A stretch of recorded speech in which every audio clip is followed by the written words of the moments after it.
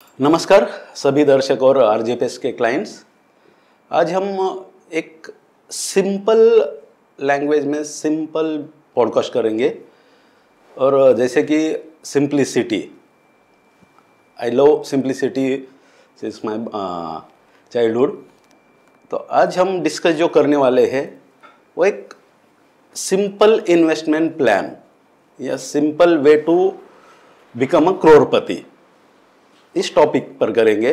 और इसके लिए एक सिंपल लैंग्वेज में मैक्सिमम सिंप्लिसिटी से समझाने के लिए हमारे साथ आज एक बड़े ट्रेनिंग हेड है जिनका एक्सपीरियंस लास्ट 17-18 साल से है, जिन्होंने आर्थिक साक्षरता या फिनेंशियल एजुकेशन पर आज तक हजारों लाखों लोगों तक एजुकेट किया है, जिनके करियर की शुरुआत मैक्स लाइफ इंश्योरेंस से हुई थी एज अ ट्रेनिंग हेड। फिर वहाँ से निप्पॉन म्यूचुअल फंड और अभी टाटा म्यूचुअल फंड के वो ट्रेनिंग हेड है। तो ऐसे ग्रेट पर्सनालिटी को मैं इनवाइट करूँगा। तो नविंदु सर, वेलकम। और आज हमें एक सिंपल रास्ते बताइए कि मुझे करोड़पति तक पहुँचना है, तो उसके लिए मेरा सिंपल रूट और सिंपल प्रोसेस क्या होनी चाहिए? चूँकि आपका सबसे पहले आपने इंट्रोडक्शन किया, मेरा धन्यवाद। और आपके दर्शक से मैं I think first time he interact कर रहा हूँ और आपने मुझे बुलाया, इसके लिए धन्यवाद। अच्छा लगा मुझे आपकी बातें, आपकी वेशभूषा और आपके काम करने का तरीका, बात करने का तरीका बहुत सिंपल है। तो आपके क्लाइंट को भी मैं यही कहना चाहता हूँ कि वेल्थ क्रिएशन एक्चुअली सिंपल है, बट प्रॉब्लम क्या है ह्यूमंस के साथ खास करके, कि हमको अगर कोई बताए कि सक्सेस सिंपल है, वो बात पचती नहीं है हमको कोई अल्फ़ा बीटा गामा कुछ कॉम्प्लिकेटेड चीज़ें बताता है ना, तो लगता है कि हाँ कुछ तो अच्छा होगा। हम उसको एग्जीक्यूट करें ना करें डिफरेंट चीज़ें हैं, जबकि हिस्ट्री बताता है कि किसी भी लाइन में सक्सेस जो आया है वो सिंपल चीज़ों से आया है, और वही फॉर्मूला वेल्थ क्रिएशन पे भी आता है। If you talk about Virat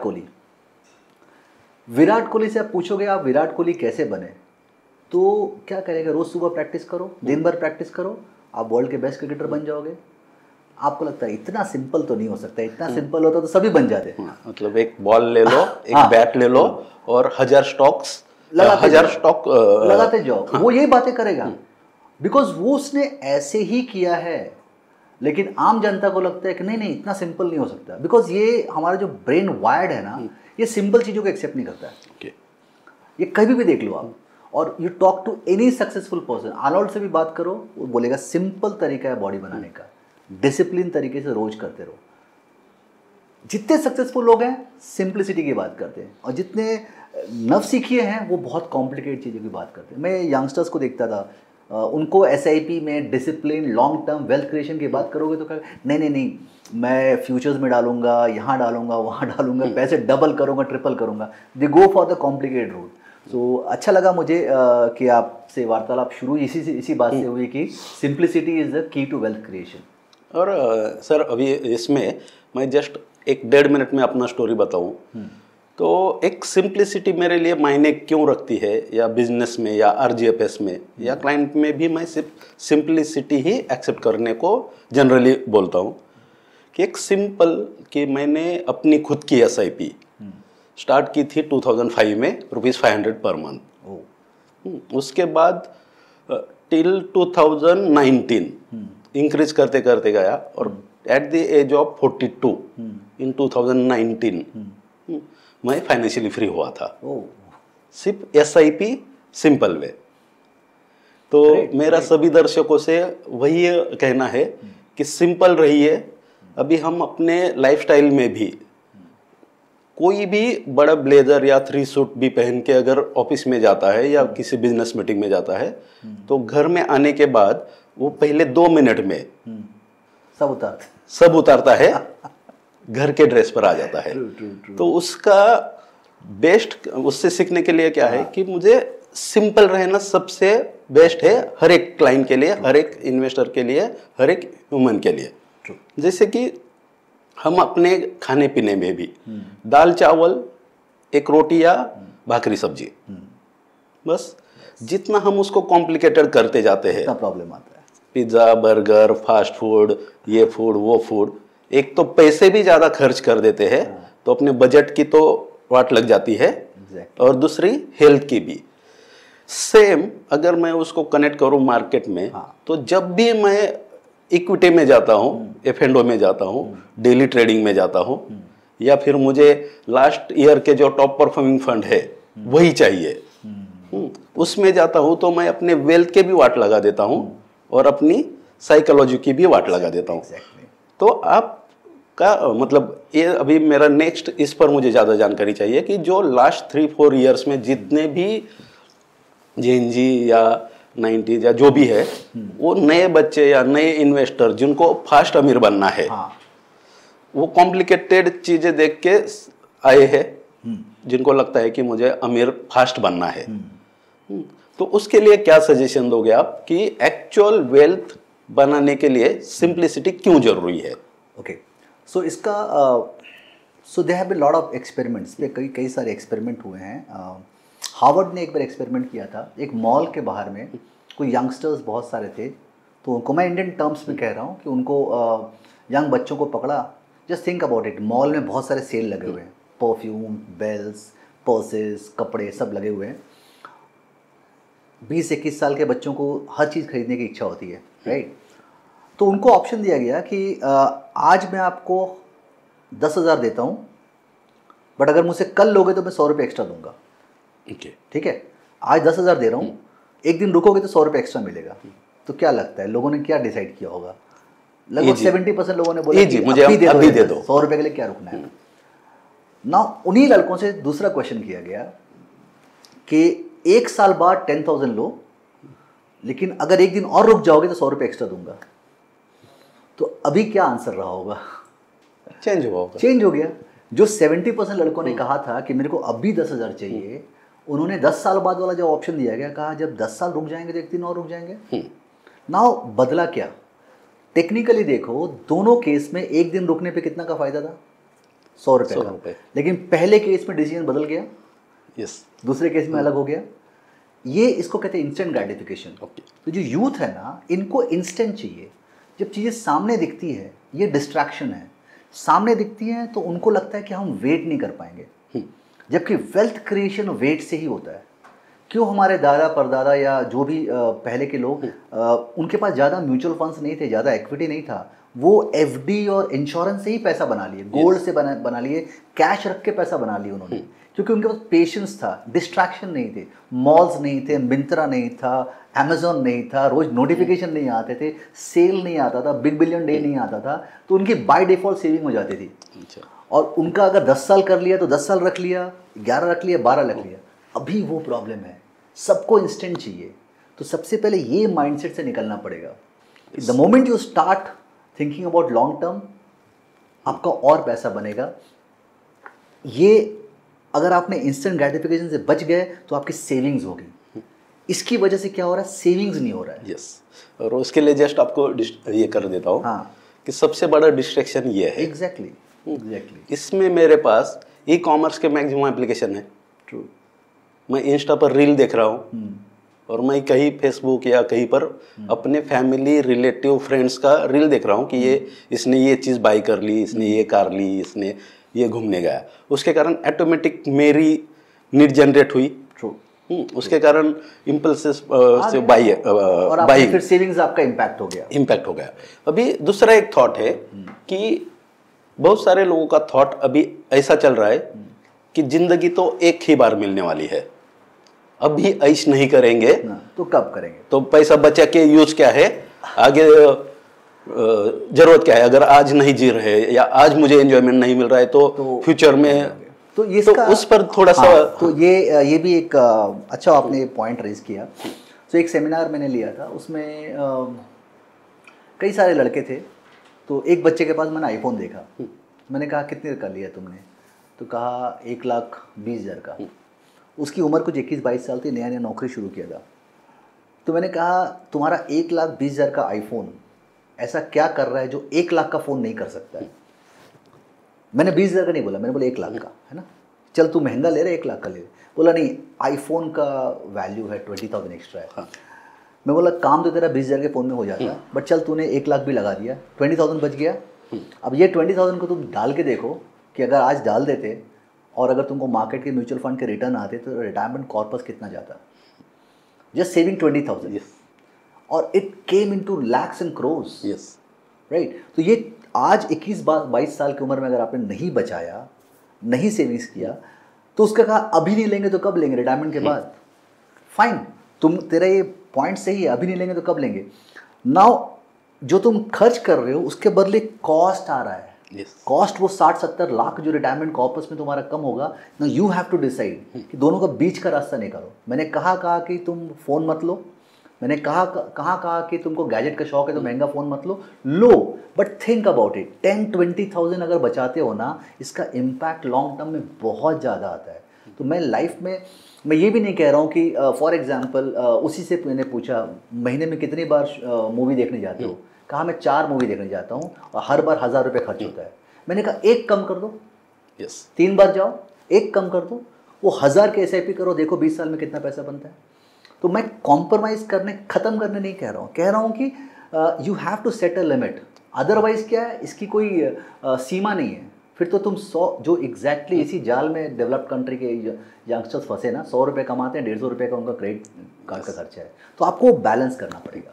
तो मतलब अभी सबके लिए एक मैं मैसेज देना चाहता हूँ कि जब भी अगर आप 2-3 लाख की ट्रिप ऐसे ही फालतू किसी को देख के अगर कर रहे हो, तो उसको ऐसा ये कर लो कि यही 2 लाख अगर मैं इन्वेस्टमेंट में रखता तो मेरा आगे जाके चाइल्ड एजुकेशन के लिए 50-60 लाख का कॉर्पस मैं आज उड़ा रहा हूँ।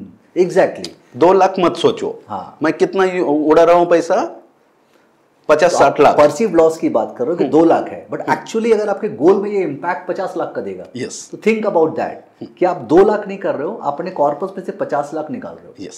और मैं ये नहीं कहता हूँ कि आप कीजिए ही मत, किसी को देख के इन्फ्लुएंस कर रहे हो तो शायद आपको लग रहा 2 लाख रुपए खर्चा है, आप जाओ घूमने, क्या पता 50,000 में काम चला लो, 1.5 लाख बचेगा, वो 1.5 lakh will add a huge amount to your corpus. तो आपको बैलेंस निकालना पड़ेगा। और किसी को देख के अगर कर रहे हो तो वो आज 2 लाख की ट्रिप कर रहा है, आगे जाके वो मॉरिशस सिंगापुर करके आएगा 10 लाख करेगा, या यूरोप ये जाएगा। तो आप हर बार उसको चेज नहीं करोगे तो लाइफ डिस्ट्रॉय होगी।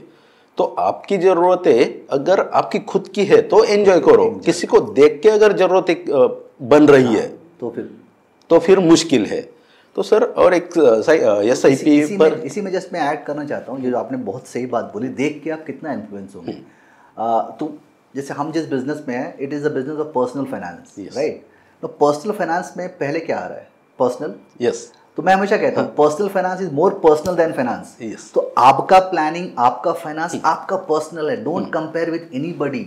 दूसरे की ज़रूरत, दूसरे के रिक्वायरमेंट, दूसरे की तकलीफ वो जानता है, आप कंपेयर मत करो। आप अपने हिसाब से देखो आपकी फाइनेंशियल स्थिति कैसी है, आपके गोल्स क्या हैं। आपके लक्ष्य अलग हो सकते हैं, आपके 2 बच्चे हैं, किसी का 1 बच्चा है, उसके गोल्स अलग है, आपके अलग हैं। आप मैरिड हो, वो अनमैरिड है, उसके गोल्स अलग है, आपके। तो डोंट कंपेयर। 20-25 साल या 30 साल पहले जितने भी म्यूचुअल फंड कंपनीज या अच्छे डाइवर्सिफाइड, वेल डाइवर्सिफाइड स्कीम्स थे, उनमें अगर किसी ने 10,000 रुपीज़ का मंथली SIP किया है, तो आज 30 ईयर्स में हम बहुत सारे 1 पेजर या ये देखते हैं कि 10,000 के SIP का आज का वैल्यू 20 करोड़ है। 4-5 फंड है वैसे, जो आपको भी पता है, सिर्फ नाम नहीं ले सकते, लेकिन आप गूगल कर सकते हो कि 30 साल पहले जो भी डाइवर्सिफाइड फंड थे, उनका 10,000 के SIP का आज 20 करोड़ बना है। तो ये आगे भी पॉसिबल हो सकता है, थोड़ा कम ज़्यादा जो भी है, तो वो हो सकता है क्या। और ये जो 20 करोड़ बने, ये क्यों बने, और उसके लिए जिनके बने, या एक सिंपल आदमी ने सिंपल सोच रख के सिंपल तरीका क्या अपनाना चाहिए था। इसमें बड़ा इंटरेस्टिंग आपने जो बोला, कुछ फंड्स की बात की जो आपके दर्शक ढूंढ सकते हैं। उन फंड्स के बारे में मैं एक आध क्लाइंट से मिला हूँ, तो जिन्होंने 20 साल SIP चलाई, 20 साल जुड़े रहे और 20 साल बाद उनका पैसा बना। और इंटरेस्टिंग चीज़ मैंने क्या देखा पता, 10 लोगों से मिला था मैं, 10 में 10 में एक चीज़ कॉमन क्या थी, उनका क्यों चला 20 साल, बिकॉज उन्होंने स्टार्ट किया था और भूल गए थे, देखा ही नहीं। और इस 20 सालों में जर्नी अप एंड डाउन रही है, लेकिन जिन्होंने वो देखा नहीं किसी कारणवश, चाहे वो भूल गए थे, चाहे वो जैसे जानबूझ के तो बहुत कम लोग करते हैं कि नहीं चलने दे रहा है, बिकॉज उस समय अवेयरनेस नहीं थी, मैक्सिमम लोगों का पैसा बना निकाल दिए, बट जितने लोग जुड़े रहे इतने साल तक वो दे फॉरगॉट, या उनको पता ही नहीं था कोई SIP शुरू की थी, पिताजी ने की थी या किसी और ने की थी। इनफैक्ट फिडिलिटी का एक केस स्टडी है, इसमें गूगल में मिलेगा आपको, कि 40 साल में उनके सबसे वेल्दी इन्वेस्टर्स वो थे जो डेड इन्वेस्टर्स थे। यस। तो फिडिलिटी डेड इन्वेस्टर एक्सपेरिमेंट करके गूगल पे करो कि दिखेगा आपको, जिन्होंने इन्वेस्ट करके वो भूल गए या चले गए। हाँ। और second richest were the people who forgot. Yes. तो ये आपको ध्यान देना पड़ेगा। अब ये भूलना मुश्किल है, वो तो इत्तेफाक की बात है, बट यू अंडरस्टैंड जब तक गोल नहीं पहुंचा है ना, यू स्टिक टू इट। और गोल सारे लंबे होते हैं लाइफ में, बच्चे के एजुकेशन, मैरिज, रिटायरमेंट, तो उसके आने तक तो आपको वेट करना पड़ेगा। नाउ आपको जो पास्ट में रिटर्न मिले हैं, मान लो 18%, 20%, जो भी आप कह रहे हो, जो भी फंड्स हैं, क्योंकि लास्ट ऑलमोस्ट सबके लिए कि लास्ट 44 ईयर्स के रिटर्न अराउंड 15% के नियर अबाउट है। हाँ। सो मैं वो परसेंट की बात नहीं करूंगा, बट मैं आपको मोटा मोटे कहूंगा कि आपको इन्फ्लेशन को बीट कर देगा। तो पहले भी आप देखोगे इन्फ्लेशन नंबर्स हाई थे तो रिटर्न्स भी हाई हुए थे। तो इवेंचुअली इक्विटी में इन्वेस्ट करने का मकसद क्या होता है? इन्फ्लेशन को बीट करना। तो आगे भी इन्फ्लेशन को बीट करेगा। जनरली आप वही टारगेट रखिए। तो आगे के समय में इन्फ्लेशन भी कम होंगे नंबर, जैसे economy develops, inflation numbers comes down, तो आपके इक्विटी रिटर्न्स जो है इन्फ्लेशन को बीट करेंगे। अब मैं 15, 12, 20 पे कमेंट नहीं करूंगा। अगर आप सोचो इन्फ्लेशन 0 है तो आपको 5% रिटर्न में क्या प्रॉब्लम है? राइट। और जैसे जिम्बाब्वे या वेनेजुएला, अगर 1000 या 500% इन्फ्लेशन है, 1.5 लाख, तो वहाँ पर आपको 2 लाख% भी रिटर्न मिलेगा। क्या फर्क पड़ता है उससे? तो उससे कुछ फर्क नहीं पड़ेगा। You always talk about the real return. Real return क्या होता है? Return minus inflation. तो आप अगर हिस्ट्री में भी जो 15% आप कह रहे थे, उस पर भी रियल रिटर्न वही 5-6% ही रहा है। तो मुझे अभी एक जस्ट कि सिंपल रिटर्न और रियल पॉजिटिव रिटर्न, ये अगर दर्शकों को बताया तो जनरली लोग समझते नहीं। रियल पॉजिटिव रिटर्न, वो कंसेप्ट। रियल पॉजिटिव रिटर्न का मतलब क्या है कि इन्फ्लेशन के ऊपर आपको कितना रिटर्न है, दैट्स इट। और हमारा मकसद इक्विटी में इन्वेस्ट करने के लिए, देखिए जब आप इन्वेस्ट करते हो तो देखिए आपके पास ऑप्शन क्या है? फिक्स इनकम में करोगे इन्वेस्ट, FDs एंड ऑल, जो भी गोल्ड है, रियल एस्टेट है। Gold is a different, gold और real estate is like asset class, right? मैं फाइनेंशियल एसेट की बात कर रहा हूँ। तो अगर आप फिक्स इनकम में करते हो तो उसके रिटर्न्स जो है ना, they are designed in such a manner कि उसके रिटर्न्स जो होते हैं वो इन्फ्लेशन को मैच करते हैं जनरली। और इन्फ्लेशन क्या होता है? गवर्नमेंट का इन्फ्लेशन, गवर्नमेंट द्वारा CPI जो है। और इन्फ्लेशन पूरे हिंदुस्तान का है। हिंदुस्तान में 60% गाँव है, 40% शहर है। दोनों का एवरेज अगर 5-6% है तो आप जाहिर सी बात, आप शहर में रहते हो, आपका ज़्यादा होगा। लेकिन दोनों का एवरेज अगर 5-6% है तो उसी इन्फ्लेशन को मैच करते हुए फिक्स इनकम के रिटर्न्स होते हैं, राइट? जो टैक्स कटने के बाद आपका इन्फ्लेशन से भी कम रिटर्न होता है। तो टेक्निकली अगर आप फिक्स इनकम में इन्वेस्ट करोगे तो आपके रिटर्न्स जो होते हैं ना, वो नेगेटिव होते हैं अगर आप इन्फ्लेशन की तुलना में करोगे। उसमें टैक्स जोड़ना है। हाँ, टैक्स जोड़ना है, राइट? और ये वो इन्फ्लेशन की बात कर रहे हैं हम जो हिंदुस्तान का एवरेज है। आपका इन्फ्लेशन ज़्यादा है। नो, आपका इन्फ्लेशन जो है, आप अपने इन्फ्लेशन कैसे देखते हो? आप चीज़ों से देखते हो, राइट? मोबाइल कितना महंगा हुआ, बच्चे का स्कूल का फी कितना महंगा हुआ, ब्रेड कितना महंगा हुआ, ये सब चीज़ें देखते हो, राइट? तो जनरली गवर्नमेंट का इन्फ्लेशन अगर 4-6% है, तो मेरा खुद का इन्फ्लेशन मोर देन 10-11% है। कहीं एग्जैक्टली। लाइफस्टाइल इन्फ्लेशन तो मुझे लगता है more than 10%। House hold inflation का डेटा आता है, आप RBI के साइट पे देखोगे। हाउस होल्ड इन्फ्लेशन क्या होता है? हिंदुस्तान के शहरों का inflation. It is generally more than 9-10%। Yes. और उसके मापदंड क्या होते हैं? सर, आपका ब्रेड कितना महंगा हुआ है, राइट? आपका दूध कितना महंगा हुआ? अब दूध बना रहा है कौन? जो कंपनी बना रही है। तो कंपनी अगर दूध का प्राइस महंगा कर रही है तो कंपनी का प्रॉफिट ज्यादा हो रहा है। तो आप अपना इन्वेस्टमेंट कंपनी से लिंक कीजिए, that is equity market. Yes. तो इन्फ्लेशन को बीट करने के लिए अगर आप ऑप्शन देखो, मैं हमेशा कहता हूं कि इक्विटी इज नॉट ऑप्शन, विकल्प नहीं है, मजबूरी है। यस। तो या तो आप इन्फ्लेशन को बीट करना भूल जाओ, अगर बीट करना है तो विकल्प है ही नहीं, इक्विटी आपको करना पड़ेगा। तो that is the real return की हम बात करते हैं।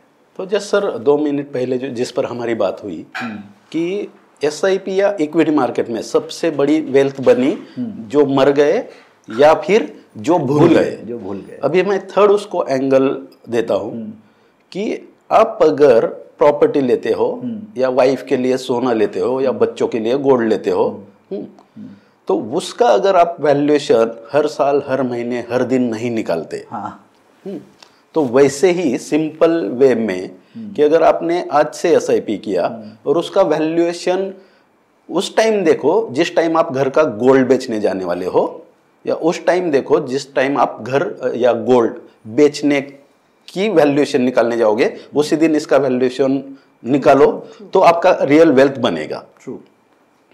तो वो अप्लाई कर लो। और बेसिकली एक कंपाउंडिंग का मुझे सिंपल इसमें भाषा में बताइए कि कंपाउंडिंग इज 8 वंडर बोलते हैं। तो एक मेरे पास एक जनरली मेरा एक चार्ट है कि अगर किसी ने 20,000 की SIP की महीने की, अगर वो 10 साल चलाता है और एक एवरेज मोटा मोटी 15% रिटर्न या 12% रिटर्न देखा जाए तो 15% रिटर्न से मेरा बन जाता है 55 लाख, 55 lakhs 10 साल में। 10 साल में 20,000 की SIP से। लेकिन मैं 10 साल में कितना पे कर रहा हूँ 20,000 की SIP से? 24 लाख। 24 लाख दे रहे हो। लेकिन वही SIP में अगर 20 साल करता हूँ तो 24 लाख की जगह मैं पे कर रहा हूँ 48 lakhs। 48 लाख। और अगर एवरेज 15% पकड़ लेता हूँ मैं, उतना आएगा नहीं आएगा वो मार्केट डिसाइड करेगा। लेकिन अगर मेरी इन्वेस्टमेंट 24 लाख से 48 lakhs हो जाती है, लेकिन मेरी SIP की वैल्यूएशन 55 लाख से 3 करोड़ बन जाती है, जो कि 55 लाख से मेरी डबल होनी चाहिए क्योंकि इन्वेस्टमेंट मेरी डबल हुई तो 55 लाख का 1 करोड़ 10 लाख होना चाहिए था, लेकिन ये 3 करोड़ बन जाता है। Exactly. तो ये 2 करोड़ रियल में है क्या और वो कौन सी दुनिया से आते हैं? जो आपने डेटा कहा कि नंबर्स जो आपने बराबर बताया, आप अपने स्क्रीन पे भी दिखा सकते हो नंबर्स। हाँ, और यही है। हाँ, इसमें 8% से लेके ठीक है 15% तक अलग अलग कॉम्बिनेशन लिए हैं। तो मैंने इसमें ऑब्जर्व किया हूँ कि अगर आप 20 साल SIP चलाते हो, राइट, आपका जो टोटल रिटर्न्स बनता है 20 साल में, पहले 10 साल में सिर्फ 18% आता है। ओके। 82% 11 से 20 के बीच में आता है। ओके। और लोग गलतियां कहाँ करते हैं, SIP कहाँ बंद करते हैं? पहले 10 साल में। तो मेन जो मलाई खाने का समय है ना, उस समय तक आप चलाते ही नहीं हो। नाउ लोग चलाते हैं, ये बिहेवियर डिस्प्ले करते हैं, 20 साल चलाते हैं। कौन? इंश्योरेंस वाले। यस। जब आप इंश्योरेंस लेते हो तो आप 20 साल चलाते हो, लेकिन जब आप SIP लेते हो तो 5 साल 6 साल में बंद कर देते हो। आज शायद डेटा है कि 1-1.5 साल का SIP चल रहा है। थोड़ा सा लोग अवेयर हुए हैं, 3 साल चल रहा है अभी 3 सवा 3 साल का है। नाउ सी, हम SIP के बारे में एक बहुत ही कॉमन चीज़ है जो मैं कई बार कहता हूँ कि हर किसी को पता है SIP के बारे में, और हर किसी को पता है SIP गोल के लिए करना चाहिए। एंड हर कोई बोलता है कि SIP अच्छी चीज़ है, तो हर कोई तो कहता है योगा भी अच्छी चीज़ है। यस। बट करता कोई नहीं। तो SIP के बारे में वही प्रॉब्लम है। अगर अच्छा है, गोल के लिए करना चाहिए, पर चलता 3 साल क्यों है? इसका मतलब सोचते कुछ और है और करते कुछ और है। बिकॉज आप 3 साल में मार्केट ट्रैक करते हैं, मार्केट के हिसाब से इन्वेस्ट करते हैं। कौन सा गोल 3 साल में पूरा होता है? बच्चा 3 साल का है, शादी के लिए SIP शुरू किया, 3 साल बाद वो 6 साल का है, आप बंद कर दे रहे हो, निकाल रहे हो। निकाल के क्या होता है? शादी तो होती नहीं है, आपका AC चेंज होता है, आपका मोबाइल का iPhone 17 आता है, iPhone 16 आता है, आप टूर पे जाते हो, पैसा वेस्ट। तो अभी जैसे इसमें मैं एक रियल, और वो भी सिंपल थोड़ा सा अलग है कि अगर कोई लड़की प्रेग्नेंट है और वो बोलती है कि मुझे 9 महीने का पेन नहीं सहना है, लेकिन माँ तो बनना है, 3 महीने में बनना है, दिस इज इम्पॉसिबल। सरोगेसी होता है फिर। हाँ, कोई और पेन झेलता है। हाँ, लेकिन पेन है, माँ बनना है तो पेन है। वैसे ही अगर मेरा बेटा मुझे रिटायरमेंट के बाद संभालेगा, ये मेरी अगर जरूरत या नीड है, या मैं सोच रहा हूँ कि मेरा बेटा आफ्टर रिटायरमेंट मेरी केयर करेगा, वो बेटे को 18-20 साल तक तो पढ़ाने का पेन तो मुझे लेना पड़ेगा। उसके बाद भी गारंटी नहीं कि आप ध्यान रखिएगा नहीं रखेगा। यस, लेकिन उसके लिए भी प्रोसेस है। अगर मैंने लास्ट सीजन में अगर आम खाया और उसकी गुठली अपने टेरेस पर लगा दी, और मैं सोच रहा हूँ कि अगले आम के सीजन में मैं वहां से अपना आम रस बना के खा लूंगा, पॉसिबल नहीं है। Very true. तो हर एक चीज के लिए पेशेंस है और एक सिंपल वे है, कोई कॉम्प्लिकेटेड वे की जरूरत नहीं है। सही है। सिंपल इससे वेल्थ बनती है। अभी एक लास्ट सवाल कि एक्चुअल ये जो SIP होती है सभी दर्शकों के लिए, कि ये मैं 10,000 की या 50,000 की या 1,000 रुपए की SIP जो करता हूँ, इसके रिटर्न कैसे बनते हैं और ये ऐसा कहाँ पैसा डालते हैं या कौन से इसमें लोगों को तो सिर्फ म्यूचुअल फंड और एसआईपी पता है, लेकिन ये एसआईपी के अंडर क्या क्या इन्वेस्टमेंट होता है और वो पैसा एक्चुअल कहाँ इन्वेस्ट होता है और वहाँ कैसे पैसे बनते हैं? ओके, सो ये प्रश्न मुझे भी कई बार आता है कि एसआईपी अच्छा है कि लमसम अच्छा है, कहाँ पैसा डालें। तो सबसे पहले म्यूचुअल फंड क्या है आपको वो समझना पड़ेगा। सो मैं समझाता हूँ कि म्यूचुअल फंड क्या है। म्यूचुअल फंड जो कहते हैं is a pool of money, right. अभी चलो मैं इसका दूसरा एग्जांपल, कॉफ़ी है या चाय है। पुणे में चाय वाले के पास हम जाते हैं तो कितने का चाय आता है कप? हाँ, 10 रुपये से लेके 200 रुपये तक है। हाँ ना, 10 रुपये का मान लो फॉर एग्जांपल आता है, टपरी पे 10 रुपये में आता है। नाउ चाय में क्या क्या होता है? दूध, शक्कर, पानी, चाय की पत्ती, अधिक से अधिक मसाला आएगा ना। ये तो आपको भी पता है, मुझे भी पता है। फिर हम उसके पास क्यों जा रहे हैं? हम खुद क्यों नहीं बना रहे? क्योंकि हम 10 रुपये में नहीं बना सकते। हम दूध लेने जाएंगे, पैकेट 20 रुपये का आएगा। 1 रुपये का दूध नहीं आएगा। पानी की बोतल आएगा 30 रुपये का। तो मुझे अगर बनाना है 10 रुपये का चाय तो मुझे बड़ा पतीला भी चाहिए। यस। तो मैं ऐसे करके बड़े पतीले बनाऊंगा, कम से कम मिनिमम इन्वेस्टमेंट लगेगा 200 रुपये, 400 रुपये, 500 रुपये, जो मुझे 1 कप चाय पीना है। 1 कप चाय पीना है तो बट इन्वेस्टमेंट लग रहा है 200-400। अब मेरे पास उतने है नहीं, मुझे सिर्फ 10 रुपये में चाहिए, ये सारी चीज़ें चाहिए। मैं चाय वाले के पास जाता हूँ। चाय वाला क्या करता है? वो क्यों अफोर्ड कर पा रहा, मैं क्यों नहीं कर पा रहा हूँ? बिकॉज उसके पास 10-10 रुपये लेके कई लोग आ गए।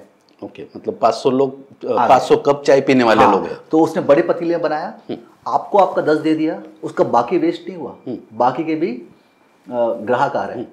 और दूसरी बात है, वो 20 साल 25 साल से यही काम कर रहा है, तो उसकी एक्सपर्टीज सोचो चाय बनाने की कितनी होगी, राइट। प्लस आप दूध लेने जाते हो, आपको 20 रुपये पड़ता है, वो 200 लीटर लेता है, उसको 19 रुपये पड़ता है। तो वो जो 19 रुपये पड़ रहा है उसका फ़ायदा सभी चाय के क्लाइंट को आता है। आप 10 रुपये में खुद से बनाओगे, वो क्वालिटी नहीं आएगी, आपको महंगा पड़ेगा, टाइम लगेगा, एक्सपर्टीज नहीं है ना। इसी को रिलेट कीजिए कि मैं अगर शेयर मार्केट में इन्वेस्ट करने जाऊंगा, मेरे पास सिर्फ 2000 रुपये है, तो 2000 रुपये में मैं कोई भी कंपनी का, टाटा का मान लो या किसी का भी एक फंड ले लिया, फंड में देख लिया 20 स्टॉक्स हैं, मैं खुद से इन्वेस्ट कर सकता हूँ। 2000 रुपये में 20 स्टॉक खरीदना पॉसिबल है क्या? क्या हो सकता है एक स्टॉक ऐसी कंपनी का जिसका प्राइस ही 8000 रुपये है? हाँ, और कई और जो बड़े स्टॉक्स है तो वो तो 20-25 1 लाख तक 1 लाख तक के आते हैं। तो 2000 में वो सब ले नहीं सकता मैं, तो मैं जाता हूँ चाय वाले के पास, चाय वाला म्यूचुअल फंड, राइट। तो उसको मैं 10 रुपये 2000 देता हूँ। अब वो 2-2000 रुपये लेके बहुत लोग आते हैं, तो जो फंड मैनेजर होता है वो चाय वाले की तरह सोच लो आप। ओके, तो बहुत सारे स्टॉक्स लेता है, बड़े पतीले में बनाता है और आपका 2000 का आपको देता है। हाँ, और मुझे मेरी नीड जो है एक चाय की आ गई, वो फुलफिल हो गई। अभी आपके 2000 में सारे स्टॉक आ गए। यस, खुद से पॉसिबल था। अभी पुणे में हो आप, मुंबई जाना है, खुद से बस खरीदो या एक बस की सीट में रिजर्व बुक करो, कौन सा बेटर है? सीट ले लो। खुद से करोगे तो बस खरीदना पड़ेगा, उससे चाहिए सीट ले लो। मुझे जो चाहिए तो एसआईपी वही करता है, स्टॉक मार्केट में इन्वेस्ट करता है। और दूसरा है कि छोटे अमाउंट से कर सकते हो, और छोटे अमाउंट से आप बड़े बड़े स्टॉक्स ले सकते हो। ओके, और वो ग्रुप के जितने मेंबर है, आपकी तरफ जितने इन्वेस्टर हैं, स्टॉक सब ओनर है उसके। अच्छा, अब जैसे जैसे ऊपर, और उसमें दूसरा फायदा क्या होता है कि एक ही जगह इन्वेस्ट, मान लो आपने पूरा पूरा पैसा विराट कोहली पे लगा दिया, आउट हो गया तो ड्रीम 11 जीरो उसी एग्जैक्टली। तो स्टॉक मार्केट में भी अगर आपने पूरा पैसा एक स्टॉक पे लगा दिया, नहीं चला तो, लेकिन यहाँ पे आपको कई सारे स्टॉक। पहला चीज है, चाय वाले का जो एक्सपर्टीज था वो एक्सपर्टीज फंड मैनेजर का है, आपसे बेहतरीन है। आप दूसरा काम करते हो, आप इंजीनियर हो, डॉक्टर हो, टीचर हो, आप दिन भर वो करो, कोई लगा हुआ उसके पीछे। ओके, वो दिन रात लगा हुआ, मार्केट ट्रैक करता है, प्रोफेशनल मैनेजमेंट का फायदा हो जाता है। ये सारे फायदे जो है ना, तो मुझे कई लोग मिलते हैं कि यार मुझे तो पता है कौन कौन से स्टॉक अच्छे हैं, निफ्टी 50 ले लो, 50 स्टॉक है ना, मैं 50 में डाल दूंगा। मैं कहा 2000 में 2000 रुपये डाल के 50 स्टॉक ले लो। और 99% लोगों ने उस कंपनी का बैलेंस शीट जिंदगी में पढ़ा हुआ कभी नहीं पढ़ा होगा, वो स्पेशलिस्ट का काम है। हाँ, और पढ़ेंगे तो भी समझ में नहीं आएगा। हाँ, वो काम ही नहीं है आपका। आपके घर पे प्लम्बर भी आता है ना, तो आप जो बोलते हैं मान जाते हो, खुद से बनो तो नहीं बनते हो आप। तो इसी पर मैं सभी दर्शकों से ये बोलूँगा कि अगर आपका ये मेरा खुद का पैसा, चाहे वो 1 लाख हो, 10 लाख हो, 1 करोड़ हो या 10 करोड़ हो, अगर वो जैसे आपने समझाया कि मेरा 50-60 कंपनी के शेयर्स में पैसा है, इनडायरेक्टली मैंने उतने सारी कंपनीज के साथ पार्टनरशिप की। हाँ, और वो पार्टनर मेरे जो है वो बिजनेस ओनर फिर वहाँ अंबानी से लेके टाटा तक सब कुछ आ जाएंगे। वो अपनी कंपनी बनाने के लिए हर दिन उठेंगे, कंपनी में जाएंगे, डील करेंगे, सब कुछ करेंगे। हाँ, मेरे लिए वो मेहनत करेंगे। मैं घर पर अगर सो के उठूंगा या 6 महीने कहीं निकल भी जाऊंगा तो आके देखूंगा इनके अगर बिजनेस बड़े हैं तो मेरा भी पैसा बढ़ा है। वो एक्सपर्ट है, वॉरेन बफे यही कहता है कि मैं अपना बिजनेस क्यों करूं, जब बड़े बड़े एक्सपर्ट पैसा अपना बिजनेस चला रहे हैं उनमें पैसा लगाऊंगा। और पावर ऑफ कंपाउंडिंग की आपने बात की, लाइक लॉट ऑफ पीपल से कि वॉरेन बफे, सब नाम जानते हैं वॉरेन बफे का, राइट, और एवरीबडी से कि उसने बहुत पैसा बनाया, उसके पास बहुत स्किल है, स्टॉक खरीदना बेचना वो मास्टर है। डेटा कहता है कि there are lot of investors जिन्होंने वॉरेन बफे को हैंड्स ऑन बीट किया है साल दर साल।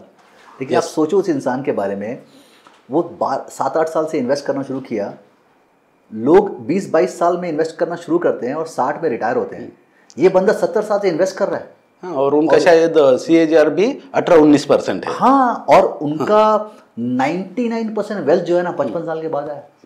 मैंने तो patience till the age of 55 से 1% वेल्थ था उनका। तो उसके बाद जो आया कंपाउंडिंग के वेल्थ, जो मैंने आपको बता रहा था 20 साल का, 10 से 20 के बीच में जो आपको रिटर्न आएगा ना, वो 1 से 10 के बीच में नहीं आएगा। तो सर बहुत ही अच्छे सिंपल भाषा में ये डिस्कशन हुआ है। तो मैं सभी दर्शकों से एक ही निवेदन करूंगा कि ये वीडियो सिंपल लोगों को सिंपल वे में करोड़पति बनाने के लिए बनाया गया है। अगर आपको पसंद आए तो आप अपने दोस्त, रिलेटिव, फ्रेंड्स को फॉरवर्ड कर दीजिए। फिनेंशियल एजुकेशन देते रहिए ताकि जो हड़बड़ी में जो गलतियां होने वाली है फास्ट अमीर बनने के चक्कर में, वो भी अवॉइड हुई तो इस वीडियो का पर्पज सॉल्व हो जाएगा। ये मेरी भावना है। और आप जो काम कर रहे हो फिनेंशियल अवेयरनेस या एजुकेशन, उसके लिए आपका तहे दिल से शुक्रिया। और आप बहुत अच्छा काम कर रहे हैं। Thank you sir, thank you. तो ऐसे ही एजुकेट करते रहिए और आप यहाँ आए इसके लिए मैं आपको धन्यवाद दूंगा। Thank you.